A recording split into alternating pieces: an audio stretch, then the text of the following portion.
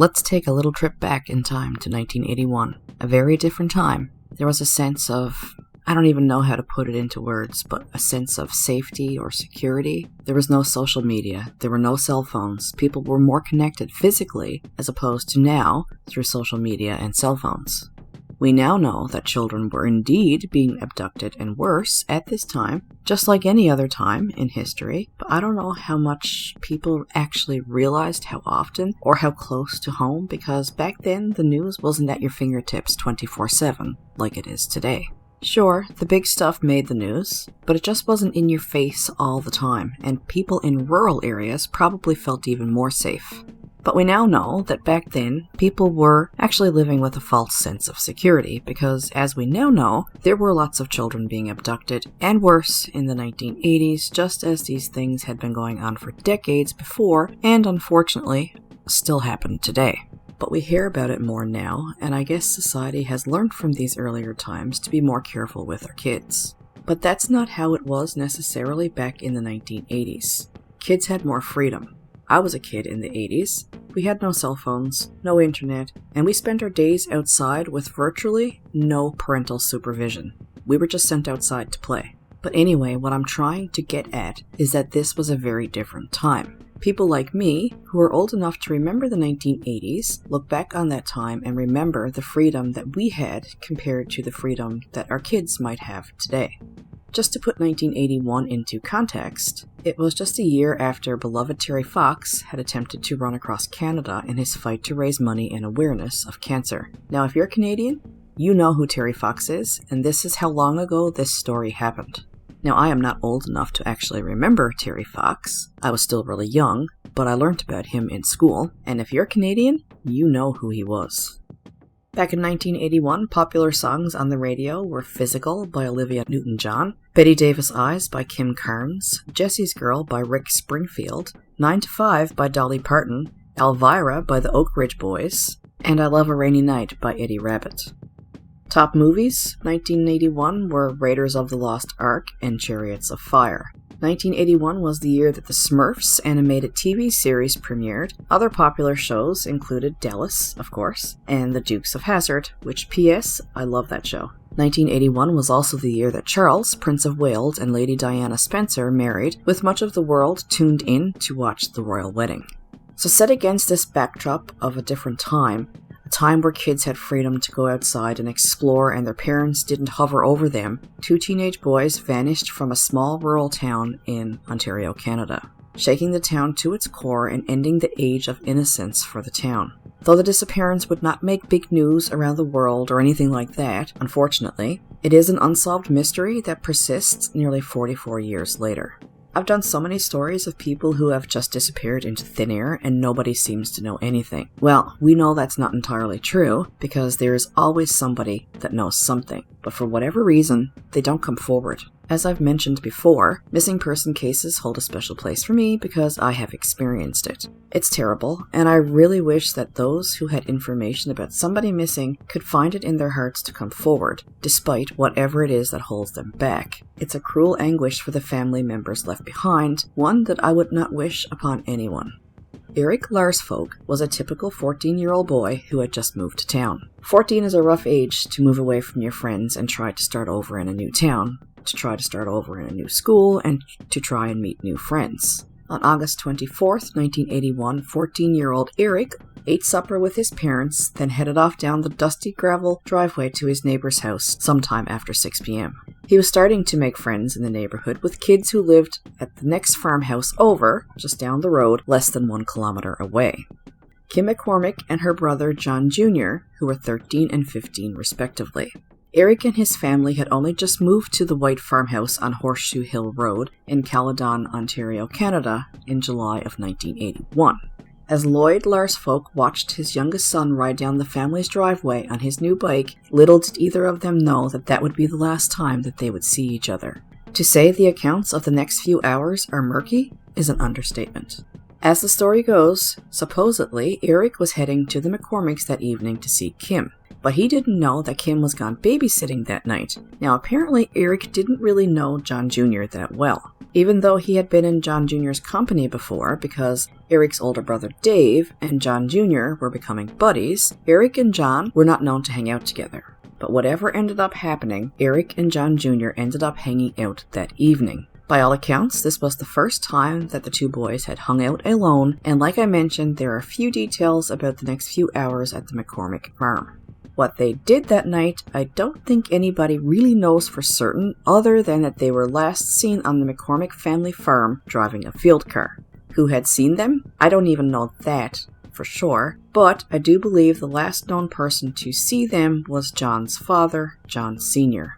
What we do know for certain is that the two boys have never been seen again. You may wonder how in the world can two teenagers just vanish from a farm, and I have no idea. I know that John Jr.'s father, John McCormick Sr., was supposedly home during these hours, and he may have had a friend over. I'm not even exactly sure who this friend might have been, but I have seen multiple reports stating that his friend George McCullough might have been there, so I assume that that is the friend, but really I'm not entirely clear on that. But anyways, let's just say that neither John Sr. nor his friend George McCullough were any prize by any stretch of the imagination. Eric and John Jr. were just two teenage boys hanging out on a rural farm in Caledon, Ontario, Canada, and poof, they vanished. Obviously they didn't, but what happened to them is still just as much of a mystery 44 years later as it was back in 1981. Welcome back to Unjust Crimes. My name is Michelle, and this is the case of the missing boys of Caledon.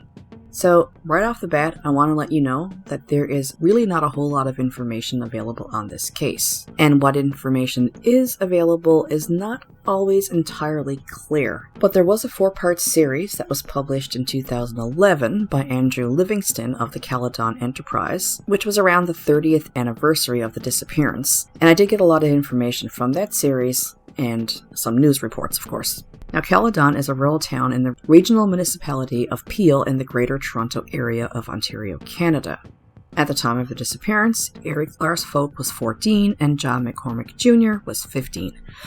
The boys were last seen on the McCormick family farm on Horseshoe Hill Road in Caledon, Ontario on August 24, 1981, supposedly driving a field car. And they simply disappeared without a trace from the McCormick family farm amongst a cloud of suspicion and mystery.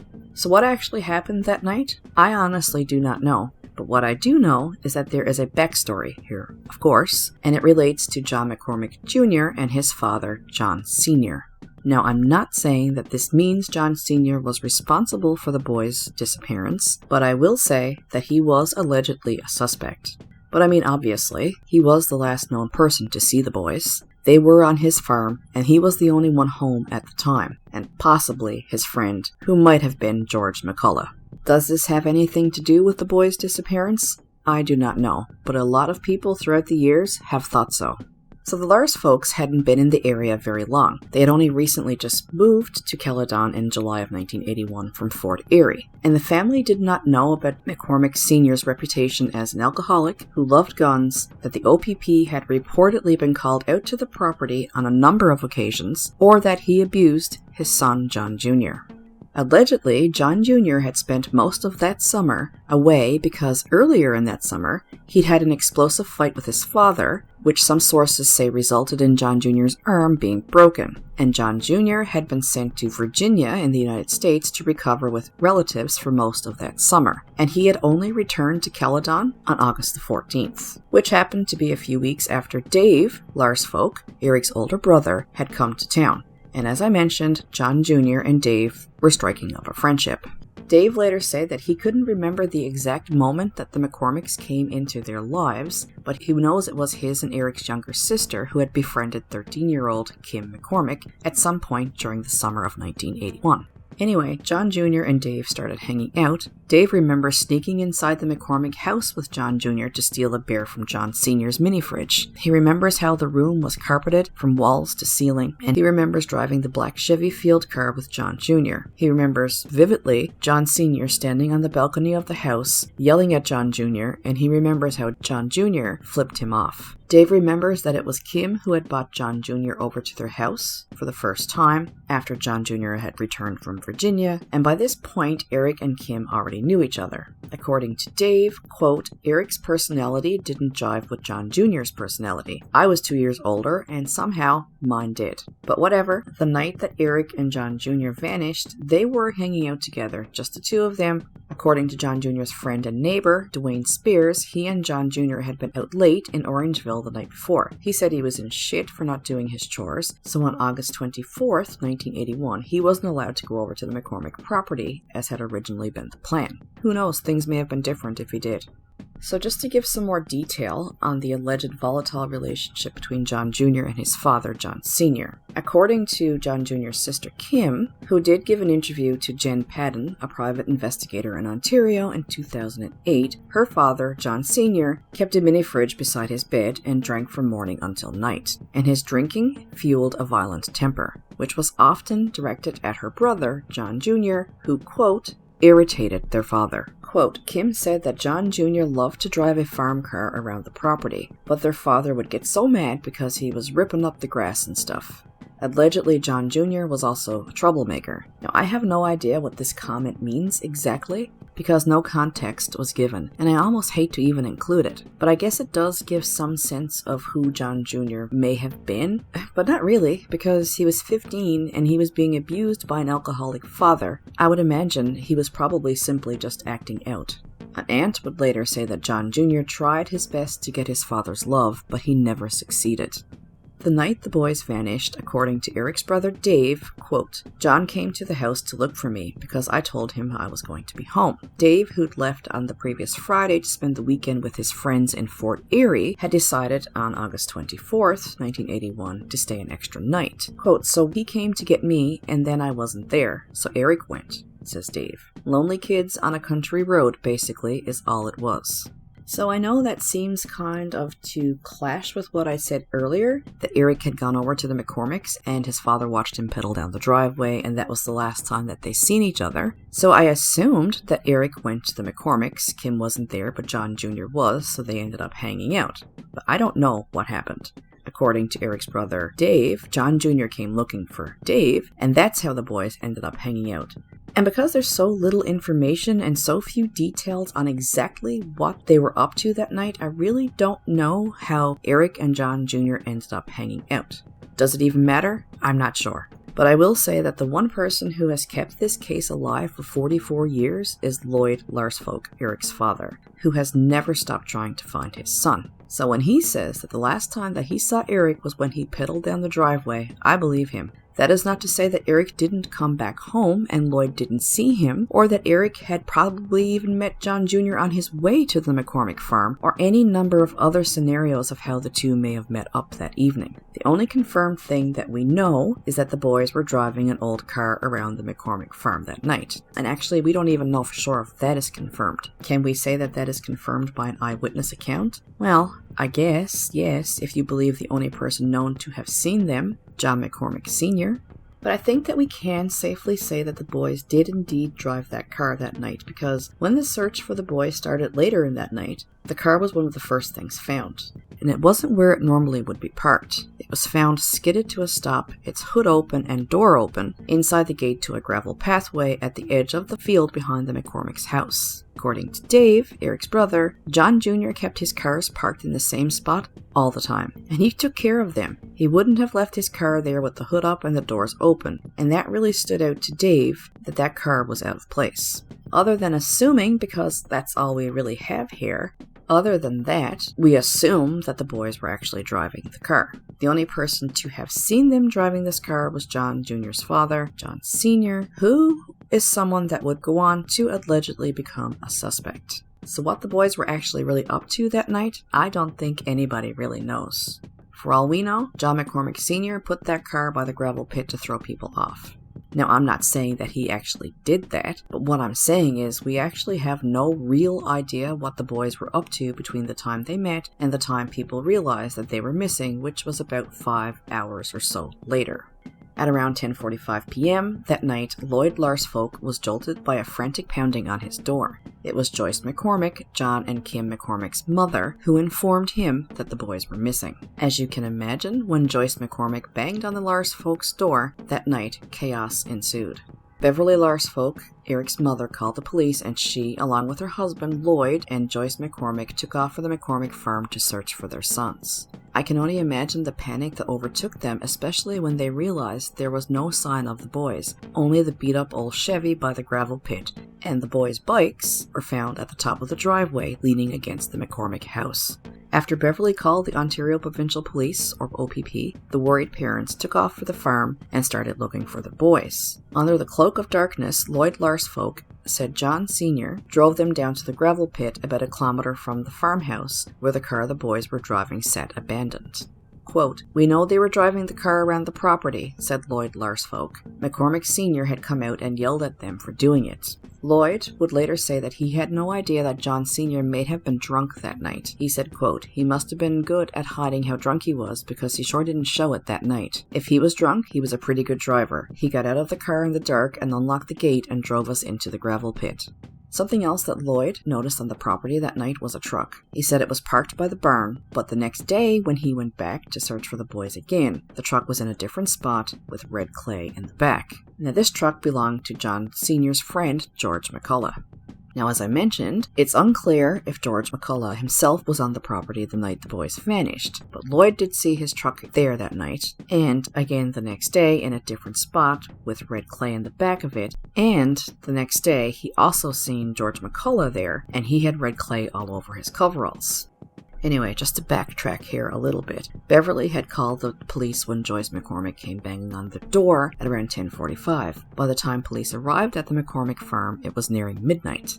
Lloyd Larsfolk said that he wasn't sure how many officers showed up, but remembers one female officer who helped him begin searching. Quote, "There we were in the dark. It was absolute black. All we could see were huge piles of gravel and machines all over the place. There was no trace of Eric and John Jr. anywhere." Having no visibility and safety concerns, police called off the search sometime after midnight with plans to return in the morning to conduct a more extensive ground search. Lloyd would later say that, quote, "Every part of the property was walked, everything was looked at and overturned. We found footprints from the boys from the day before, but it proved nothing. We couldn't find the boys."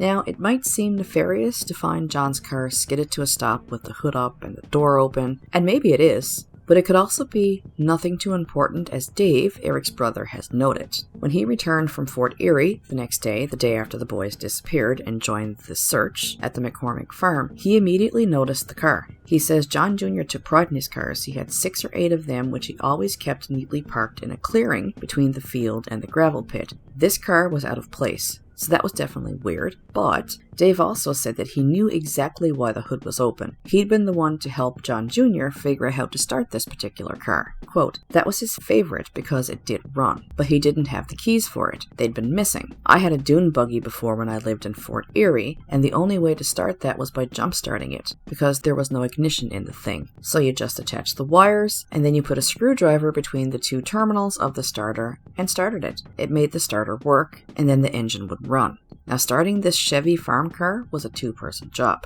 And when Dave saw this car, the wires had been placed neatly on the driver's seat. So while seeing the car where it was left was odd, having the hood up wasn't. I mean, could the boys have been working on getting her going and someone snatched them? Did they go off wherever and just leave the hood up and the door open until they got back, but they didn't get back? Maybe they couldn't get her going and just left the car there. Deal with her later kind of thing. But I highly doubt John Jr. would have left the hood up and doors open. To me, that part seems a bit weird, but I don't know that. It was just an old beater. It's really hard to say if he regularly left the hood up and doors open. Doesn't sound right, but who knows?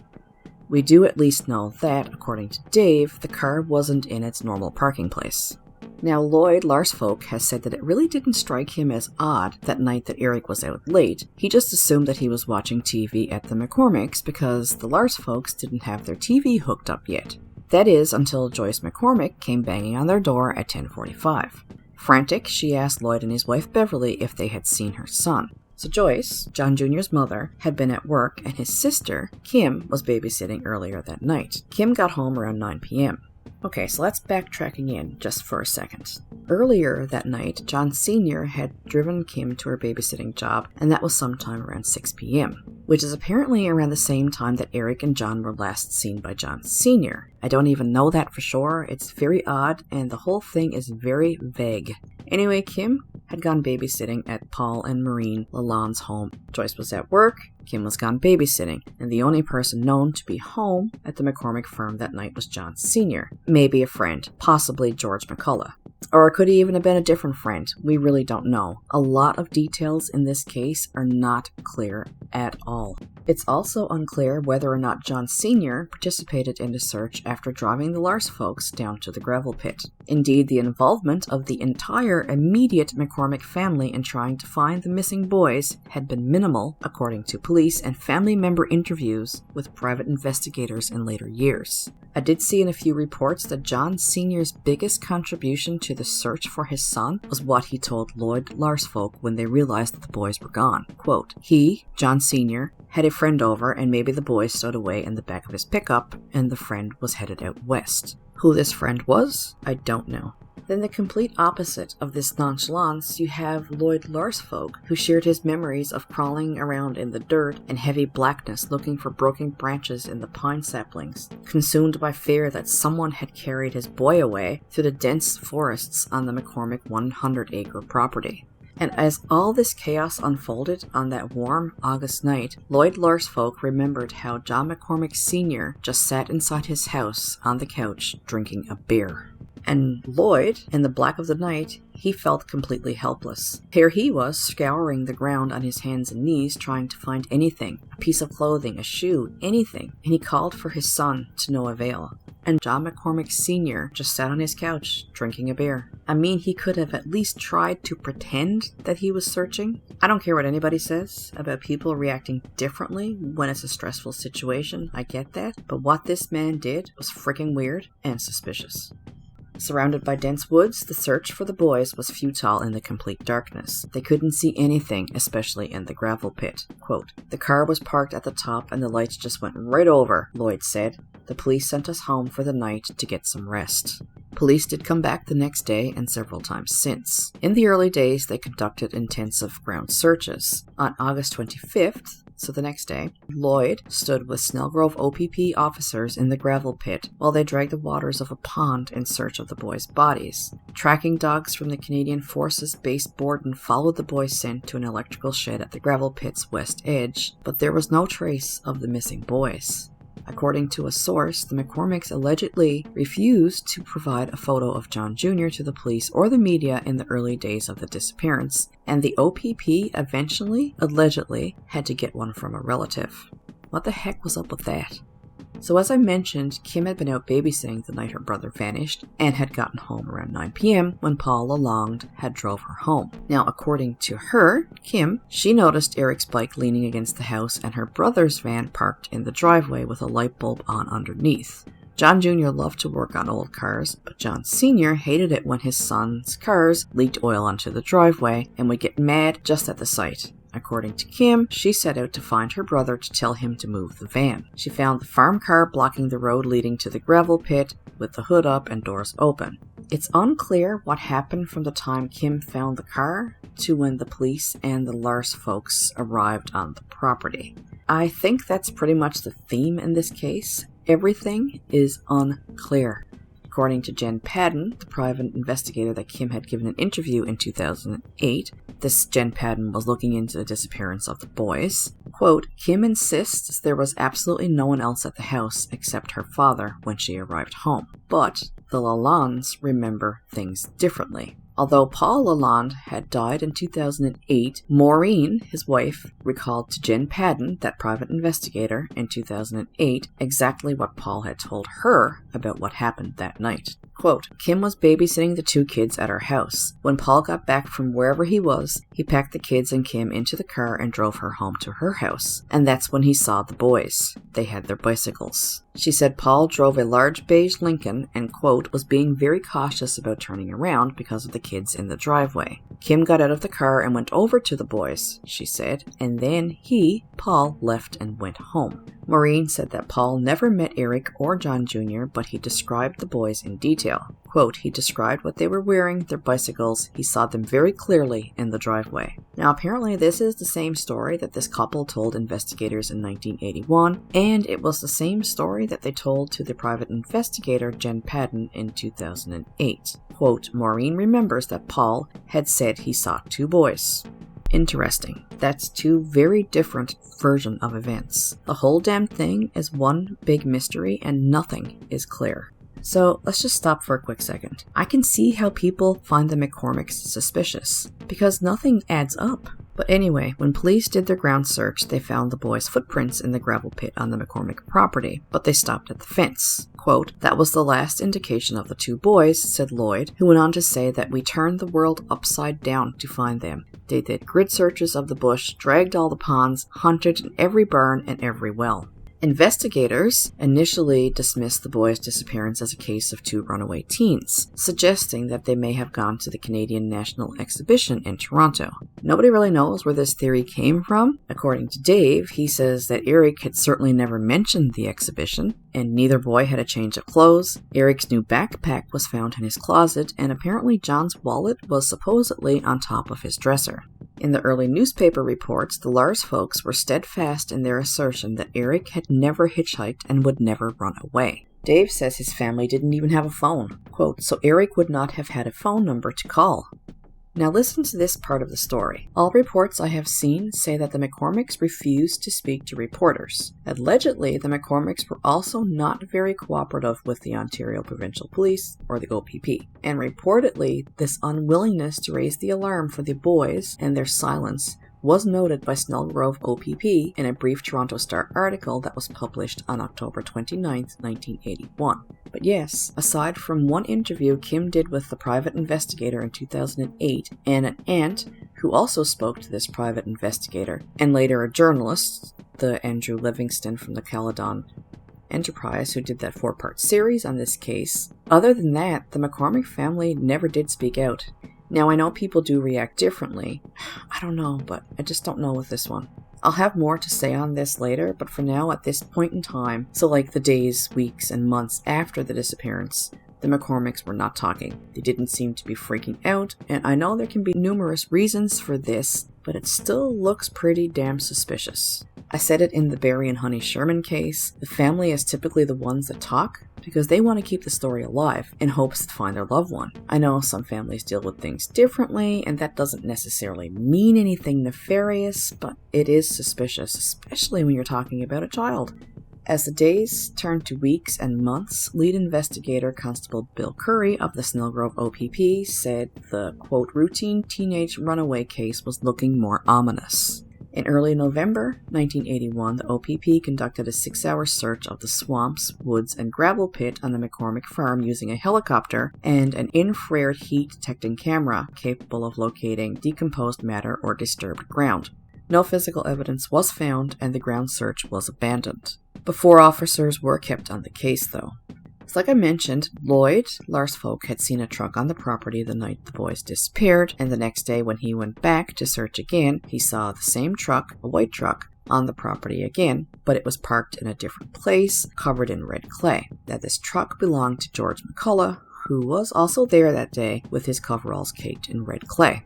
Sources close to the case said that McCormicks packed up their son's room less than a week after he disappeared, something that Darlene McCormick, John Jr.'s aunt, actually confirmed, whereas Lloyd Larsfolk left no stone unturned. Quote, I walked up and down every road around near our house, knocking on every door asking if they'd seen Eric. He talked about times where he even trespassed on properties and even once broke into a house looking for his son. He got an anonymous call one day from someone who said that Eric and John Jr. were being kept in the basement of a home in the Caledon area. That night, Lloyd broke into the home after the owner went to bed for the night. Quote, I eventually got in and just yelled Eric's name. I woke the person up and he came out with a gun. I didn't care at the time, Lloyd said. I just wanted to find my son. It wasn't the best decision of my life, but what else could a father do? Now, several psychics also became involved in the searches, including some who insisted that the boys were dead and buried on the McCormick property.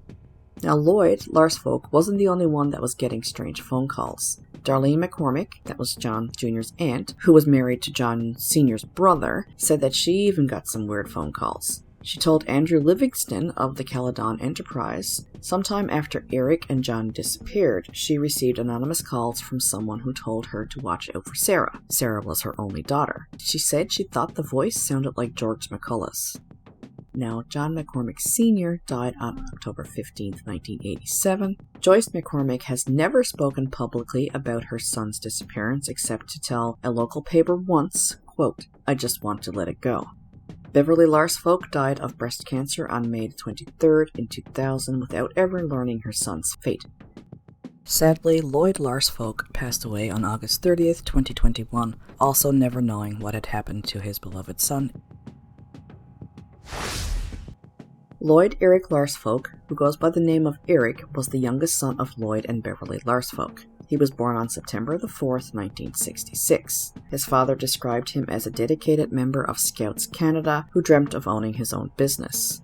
Lloyd said his son spent many afternoons on the Niagara River casting his fishing line, and that Eric would, quote, catch fish and sell them to men who were at the racetrack there, so it would look like they were fishing instead of at the track. He was a really smart boy. That's pretty cute, I have to say.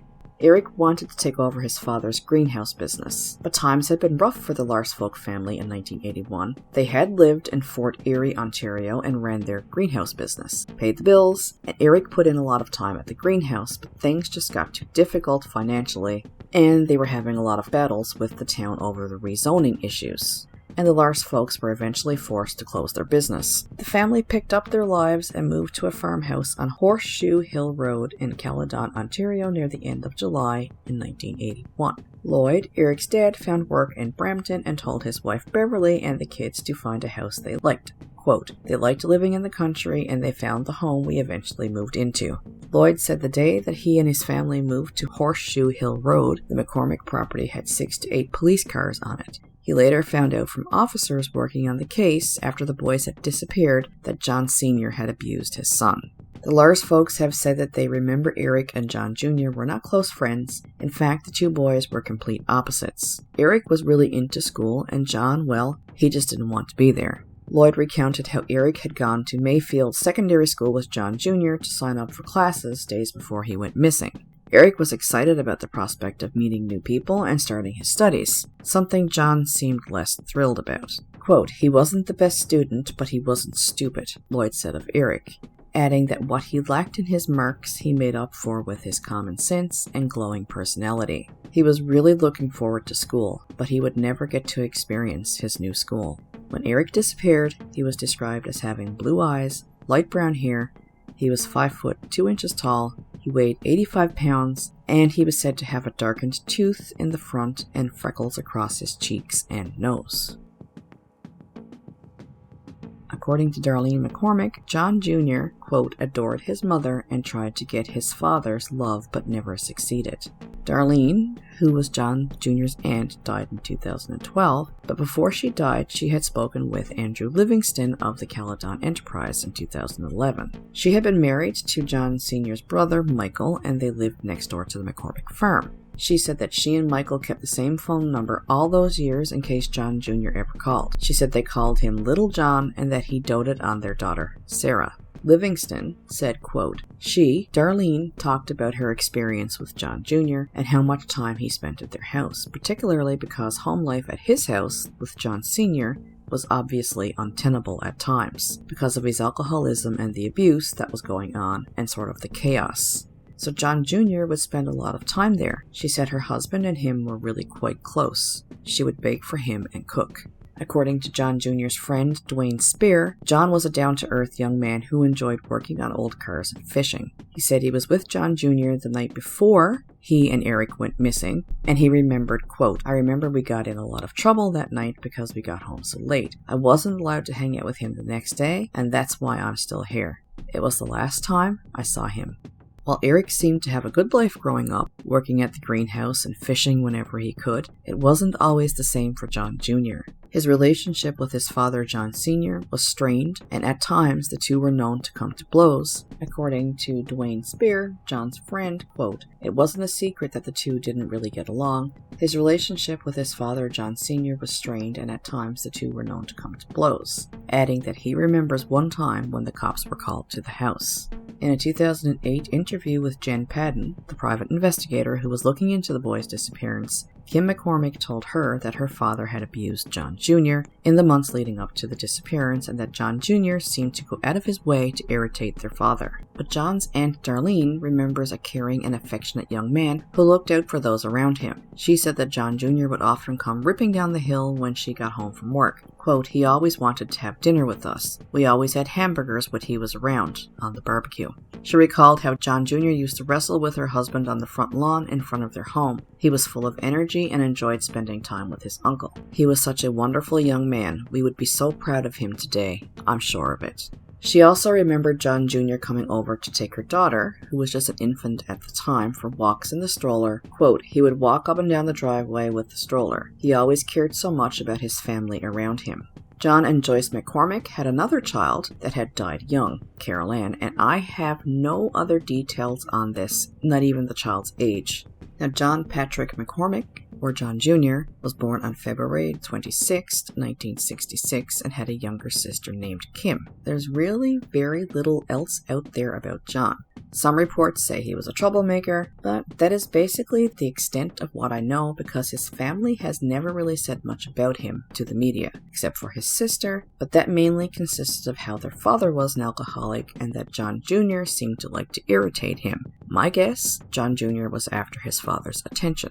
John was 15 when he went missing. He was described as a white male, 5 foot 4 inches tall, weighing 95 pounds, with blonde hair, blue eyes. He is said to be right-handed and had freckles on his face and a thin build.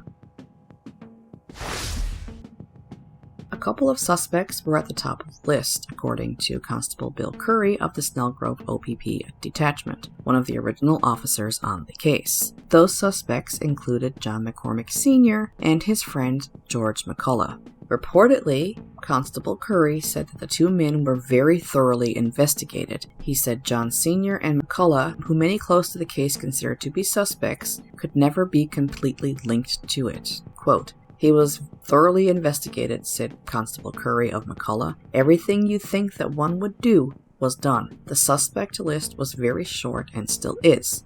We thoroughly looked at everyone who was close to the boys." So who is this George McCullough? Well, actually, like everything else in this case, very little is known about him.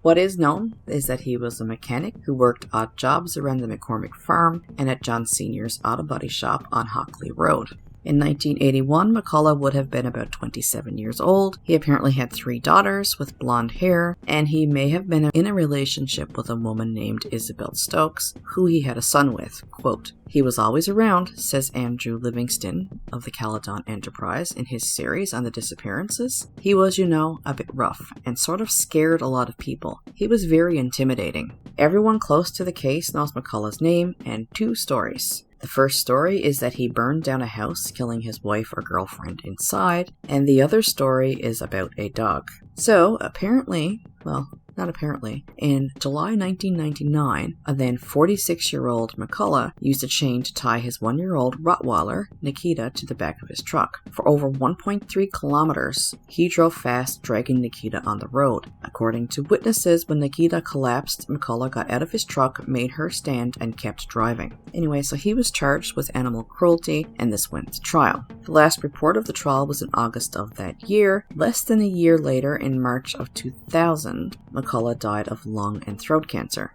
According to Jen Padden's notes, Kim, John Jr., and Joyce hated George McCullough, and they even had nicknamed him the Weasel. Apparently, Kim had said that George was a, quote, "scary man, someone she and her mother didn't like having around the house."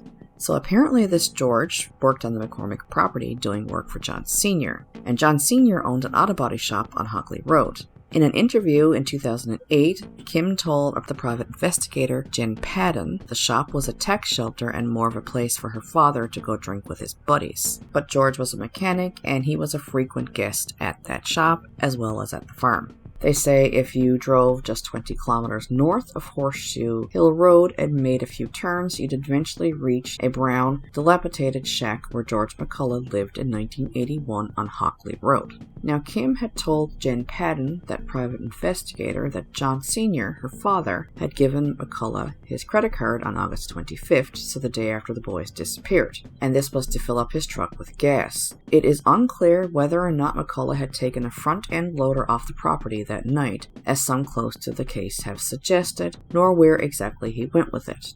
It's unclear whether McCullough himself was actually on the property that night, but Lloyd Larsfolk said that he did see his truck at the property when he initially went looking for his son.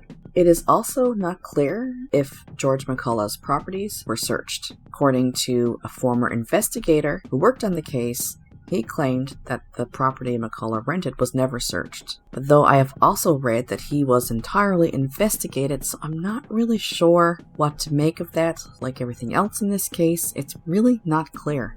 Now, investigators on the case as of 2011 would not confirm whether or not McCullough's property was actually searched, nor would they confirm if he was even a suspect, due to preserving, quote, the integrity of the investigation, said Inspector Karen Medeiros of the Ontario Provincial Police. Back in the day, though, Constable Curry confirmed the property was searched on Hockley Road, but he couldn't remember which one it was, or if both had been, adding that McCullough had been given a polygraph test in the early months of the investigation. But in the back of his mind, Lloyd Larsfolk has always wondered if Eric might turn up on one of those properties. He never understood why McCullough's property was never searched. Quote, I always wondered if he was there. Curry was unable to go in and move soil around. I don't know why. By the time that Eric and John Jr. vanished, the community of Caledon had already been shaken by fear and tragedy. In May of 1970, 2 nurses were found murdered in their rural Caledon homes. Nearly 30 years later, in 1999, DNA led investigators to Ronald West, a former Toronto police officer. West wasn't the only law enforcement officer who committed horrific crimes in Caledon. Robert George Bob Lewis was a Caledon OPP officer whose 30-year career in the force ended with his retirement in 1997. In 2006, several victims came forward with claims of sexual abuse by Lewis that had occurred when they were young teenage boys in Caledon in the 1970s and 80s. Following 2 Caledon OPP investigations, Lewis was charged with 25 sex-related offenses involving 10 young teenage boys. He was convicted of 19 of those charges. Lewis had attacked his victims while on duty, often using his cruiser. His victims described in court how they'd been intimidated by Lewis's uniform and stature, because he was well over 6 feet tall. Lewis had also befriended many of his victims' families. The area where Eric and John Jr. disappeared was Lewis's regular hunting ground, said Jen Padden, the private investigator, adding that Kim McCormick had mentioned Lewis's name, but later denied knowing who he was. Now, I haven't seen his name mentioned as a suspect in relation to this case other than what that private investigator had said, but that is intriguing. But really, the 2 boys, they just vanished without a trace. And as the years went on, the leads dried up, and the only 2 suspects in the boys' disappearance died. Then there is the confusion from Kim's account of when she got home that night and the account of that night from Paul Lalonde, who dropped her off. Kim apparently never sees the boys when she leaves the vehicle, but Paul does. I can potentially see Kim lying way back when out of fear from her father or George McCullough or whatever, but they have been long gone, so why keep up the lie, if she had lied? And I don't think she's lying, and she actually does speak out in an online forum, well, I mean, if you can believe that it was actually her, and I'll get to that soon. Regardless, I don't think she's lying. But is there something about Paul's story that doesn't add up? Why would he lie about seeing them? Could he be a suspect? Maybe his property should also be searched. As I mentioned, initially the police thought that the boys may have gone to the Canadian National Exhibition in Toronto, because apparently, according to police, it wasn't uncommon for teenage boys to do that back then, and they just thought the boys would come back. So Constable Curry, in other words, was looking at the boys' disappearance more or less as a runaway scenario. But as time went on, he began to think otherwise, stating, quote, "I guess we are considering misadventure and crime equally. I don't think they ran away." Now, throughout the years, the police have searched the McCormick 100-acre property a number of times, with up to 60 officers scouring every inch of the wooded area. In 2000, it was reported that ground-penetrating radar equipment was used to check the concrete floor of McCormick's barn that several sources say had a new cement floor in the tech room of the barn that was poured in the week after the boys disappeared, but nothing was detected.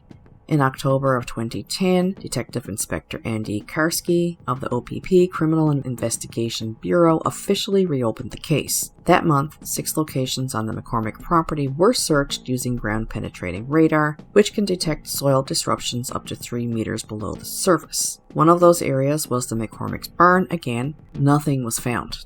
Reportedly, in 2010, John McCormick Sr. was one of several persons of interest in a disappearance. Detective Inspector Karski said, but he, of course, John McCormick, had died in 1987, so unless someone comes forward, that lead will probably never go anywhere. It was reported at this time that the police hadn't been able to locate John Sr.'s wife, Joyce, who had sold the farm on Horseshoe Hill Road and moved away. Quote, "We haven't ruled out foul play," Detective Inspector Karski said. "We need to find their bodies, and with the advances in forensics, hopefully we'll be able to determine how they died." In 2011, Andrew Livingston, for his 4-part series, had a brief interview with the OPP. He also spoke with Constable Bill Curry. Quote, "They wouldn't even really reveal a lot about who maybe was or wasn't investigated, but I remember Curry saying McCullough and McCormick Sr. were suspects at a point." The latest I could find about the case states that the OPP refuses to confirm details about the search and investigation or comment on the status of the case, citing an active investigation and privacy concerns. The new owner of the property, Sarah Graham, said, I believe in 2011, that it had been a decade since anyone from the OPP had called or searched the former McCormick property. Over the years, psychics flocked to help police and the families find the boys. Information provided was inconsistent at best and resulted in no solid leads. Obviously, the Larsfolk's life changed after Eric went missing, and according to John Jr.'s aunt, Darlene McCormick, the McCormick's lives changed too. Quote, "It really changes the family dynamic. He didn't need to have his life cut short." She said things were never the same after John Jr. left their lives. Even after 30 years, Darlene held the same hope that Lloyd Larsfolk did, that maybe the boys would be found. Of course, they never were. She said that she stopped reading the newspaper articles about John Jr. She said it was too hard to think he was out there somewhere, and not knowing was what makes it so difficult. She said people used to call all the time wanting to provide information on what happened to him. One time a man who said he was from outer space came to the door. Quote, "He said he had alien information on what happened to John. I just told him to go away and leave us alone." Lloyd Larsfolk reported to the Caledon Enterprise in 2011 that he still got calls. The day before he sat down with the Enterprise, he got a call from someone who had information on where the boys were. He said he knows that these calls are nothing but dead ends, but he can't ignore them. He says it was his personal downfall. Quote, "Like any parent, you don't give up. My wife always wanted me to let it go. So does my daughter," adding that it takes a toll on his health sometimes. "I just can't do it. I want to find my son." By this point, in 2011, Lloyd's wife Beverly had been gone for a number of years. He wonders if she found Eric. Quote, "Maybe she knows what happened now, and they're together. I hope she found him." John and Joyce McCormick had separated in 1986, and John McCormick Sr. had died on October 15, 1987. Joyce McCormick remarried to a neighbor named John Nelson, and in 1991, Kim sold the farm to Ronald Graham and his wife Sarah. Both Kim and Joyce moved away from the area soon after. According to the Caledon Enterprise, neither Kim nor Joyce responded to their requests to be interviewed, and surviving family members could not be reached. So everything that I have told you is either in the media or came from Lloyd Larsfolk. I am pretty sure that we can say that Lloyd Larsfolk is telling the truth, but you have to wonder if the media reports are only half-truths. Nobody really knows what happened that night except for the person or persons responsible, and they have never spoken out. And I have to wonder if the media didn't just run wild with the notion that the McCormicks have never spoken out as being something more nefarious than what it actually was. Because, well, to be honest, it is weird and it is suspicious, but does it actually mean that they know something? Could it mean that John McCormick Sr. was responsible and that's why the family never spoke out? I mean, it certainly does seem that way.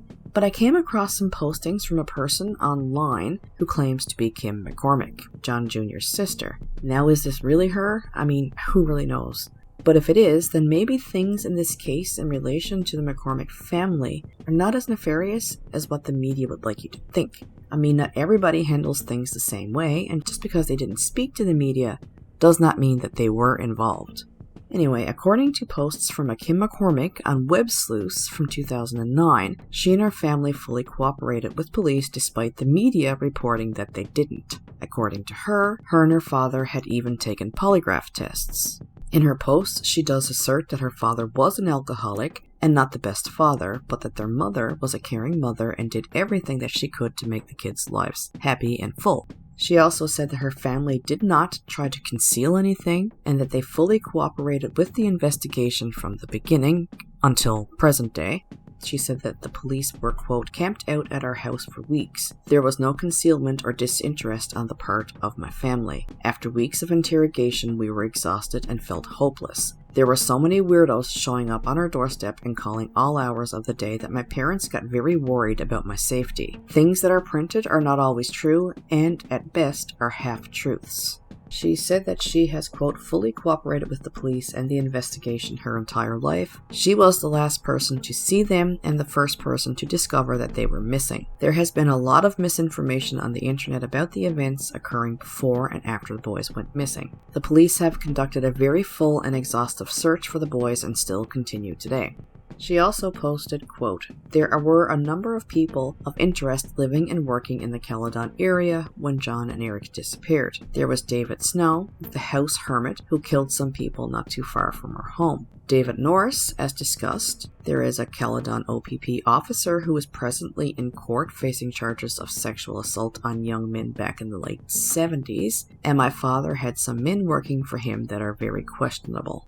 She also said that when she got home that night, Eric's bike was in the same position that it had been when she left to go babysitting. She also said that, quote, the field car was found halfway between our house and the gravel pit. The area where the car was left was the place that we left our old scrap cars for parts and sometimes left the old junkers like the one John was using as a field car. The only way you could start the car was with 2 screwdrivers. The screwdrivers were left under the hood of the car. There was a dirt path that led from our house to the gravel pit, and the car was on this path. If the car would not start, they would not have gone to Eric's house as it was farther away, and we had an auto body shop on the property that was full of tools. I am not sure where David was that night. I believe he was in Fort Erie with friends.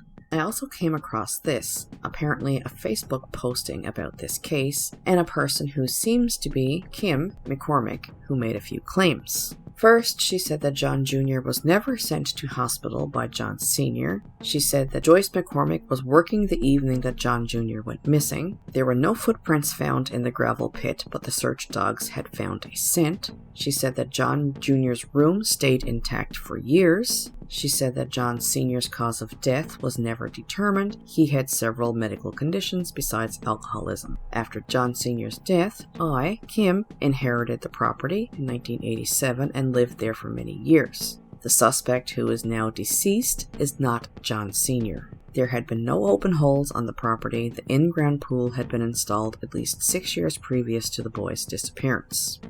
And besides her interview with the private detective in 2008 and these posts on Web Sleuths and a Facebook post, that's all that I know that she has ever said. Now, is this person even the real Kim McCormick? I mean, who really knows? But if it is, she did clarify a few things. Most importantly, that the McCormick family did cooperate with the investigation. But like I said, who even knows if this is actually the real Kim McCormick? I would imagine so. But there are a lot of weirdos out there that would probably try to pretend to be her. But if we are to believe that it is her, then according to her, her father was not the suspect, but someone else was. Who she doesn't name, but this someone is supposed to be deceased. Could she be referring to George McCullough? Also, according to her, John Jr.'s room stayed intact for years, which is comforting, actually, to think that his family did in fact care for him. Like I said, if it's even really her, who knows? In the early evening of August 24th, 1981, Lloyd Larsfolk sat on the front step of his home, relaxed as he watched his youngest son Eric grab the handlebars of his newly won bike, a bike he had proudly won from Dairy Queen. Eric turned once to his father, saying Caledon was a boring place because there wasn't much to do and nothing exciting ever happened. Then he hopped on his bike, pedaling for the McCormick farm. Quote, "It was the last time I spoke to him. We lost our son that night," said Lloyd Larsfolk.